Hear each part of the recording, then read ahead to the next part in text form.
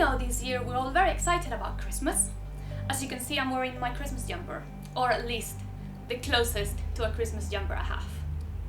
So today I want to talk about the film Black Christmas. It's a film from 1974, directed by Bob Clark. It is considered to be the first slasher film ever made, and the first holiday-themed horror. To be honest, I think it's quite difficult to find a good Christmas horror movie. I know there's a bunch of them out there, but still, I find it quite difficult. But it's even more difficult to find a Christmas horror movie that it's based in true events. Luckily, Black Christmas has it all. The film is about a group of sorority sisters that start receiving anonymous calls that are quite creepy and obscene. And shortly after they start receiving these calls, one of the girls disappears. This all takes place right around their Christmas break.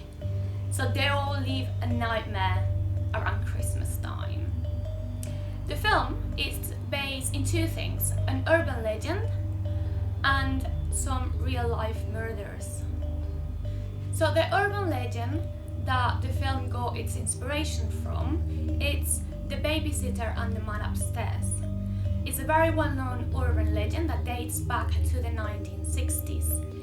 The legend basically tells the story of a babysitter who is babysitting some kids, and she starts receiving calls from an anonymous person asking her to go and check on the children who are sleeping upstairs. The babysitter ignores the calls, so she doesn't go, but she keeps receiving them. So she gets nervous and calls the police. The police said that the next time she receives a phone call, they will trace the call. So she gets another phone call, and immediately after, police calls her, telling her that she needs to leave the house immediately because the calls are coming from inside the house. Basically, the man who was in the attic, after killing the children, wanted to lure the babysitter upstairs to see what he's done. There's two endings to this. One says the babysitter dies as well. Other ending said that he actually wanted to lure her upstairs before killing the children so he could kill all of them at once.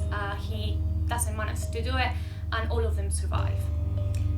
But the essence of the legend is the same. Basically, there was a man calling from inside the house. As every urban legend has some truth in them, this one is believed to have been created because of several cases of babysitters being murdered in the 40s and 50s, being the most notorious one, the murder of 13-year-old Janet Chrisman in 1950. Janet was babysitting a 3-year-old boy on a Saturday night. At around 10:30 in the evening, the sheriff department received a call from a woman screaming in panic, "Come quick." The line cut. The sheriff department didn't receive any more calls, and that one was too short to be traced.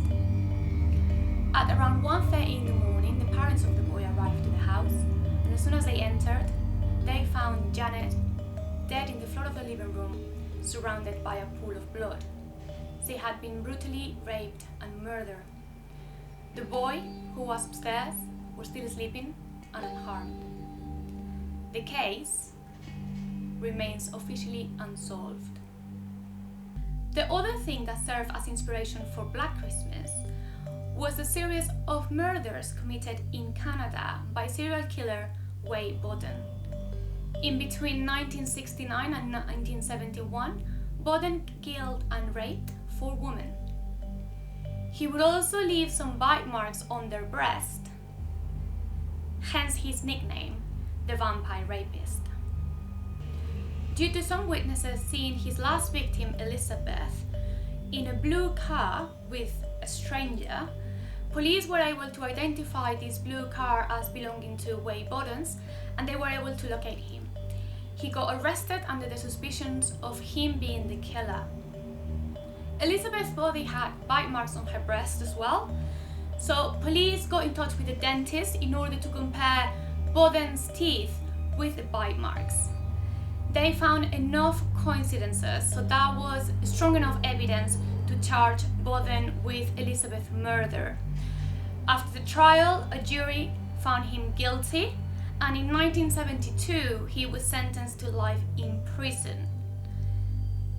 After that, he confessed to the other 3 murders, so he got 3 more life sentences. 5 years into his sentence, in 1977, nobody knows how, but he got granted a credit card. So on a day pass he used the credit card to buy himself lunch in a restaurant in Montreal. When he finished, he went to the toilet and escaped through the window.